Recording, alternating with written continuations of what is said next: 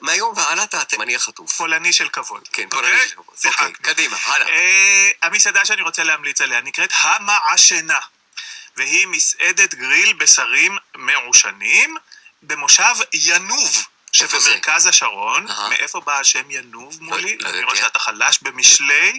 זה בא מהפסוק פי צדיק ינוב חוכמה ולשון תהפוכות תיכרת. כן, כן, ככה זה מופיע במשלי. ינוב מושב שהוקם על ידי טוניסאים, כיום הוא מין מושב שרון כזה של צמודי קרקע.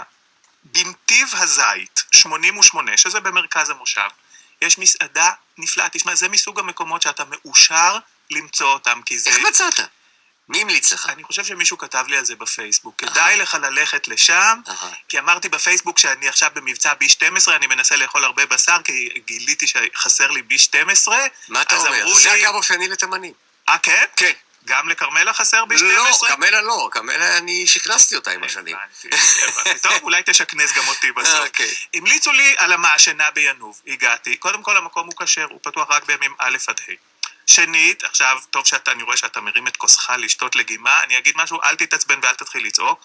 הארוחות שם הן לא ב-50 שקלים, הן ב-150 שקלים, אבל... לא, אני לא יכולתי לצעוק כי היה לי קפה בפה. בדיוק, ניצלתי את ההזדמנות, את הלקונה הזאת. יש ארוחות עסקיות בין 45 ל-75 שקלים. נזיד ציידים, נקנקיות צ'וריסוס, כריך עם בשר מעושן. אני חושב שמאוד כדאי ולו פעם אחת לחרוג ולאכול ארוחה של 150 שקלים, כי כמו שאמר לי בעל הבית המקסים, תשמע, אני יכול לתת לך תפריט, אבל בשביל מה? הלקוחות הם בידיים שלי. הוא מזרים לך בשרים עד שאתה מתפקע, ולכל בשר הוא מתאים גם את התוספת המיוחדת שלו.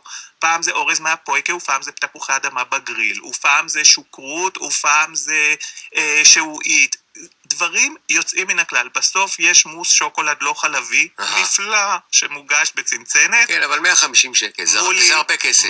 הרבה כסף. תפניק את קרמלה פעם אחת. שכנסת אותה. תן לה לחגוג כמו ליטאית אמיתית. והדלק לי ינוב וכל הזה. לא, זה קרוב, זה בחצרה האחורית שלנו. אוקיי, אני שמעתי את ההמלצה שלך. המעשנה בינוב, בנתיב הזית 88, היא מקום מקסים, כשר, פתוח 5 ימים בשבוע, רק בימי חול. אם שאול יהלום ייסע לשם, אני נוסע איתו. שאול יהלום, שתדע לך, יש לו תקציב הרבה יותר גדול משלי. לא שאני רוצה לקטר, אבל אני קורא את הפינה שלו, יש לו איזה פינה בעיתון די ימני, חייבים לדעות. כי משלך אנחנו משלם לך גרוש, אתה משלם בעצמך. אני משלם גם על הדלק. וגם על הדלק. אז אני מבקש, אם שאול יכול להרשות לעצמו, אני מבקש גם לשפר את תנאי. אוקיי. בוא נגיד שסיכמנו, פעם בחודש אני יכול גם ארוחה ב-150 שקל. על חשבונך 100. אוקיי, לכו לינוב. המעשנה בינוב, ואל תשכחו, פי צדיק ינוב חוכמה ולשון תהפוכות תיכרת. תודה רבה לך, גיל חובב, ונקבל את מה שאתה אמרת, אם זה כל כך טוב. אני מודה לך. אני אהבתי נורא את מה שאמרת לי, נזיד של ציידים. נזיד ציידים. אני רואה אותם בחוץ מסתובבים ויורים אני חושב שהם צדים בתנובה בינינו, אבל... אוקיי, התימני המזויף, גיל חובב, תודה רבה לך. בכבוד.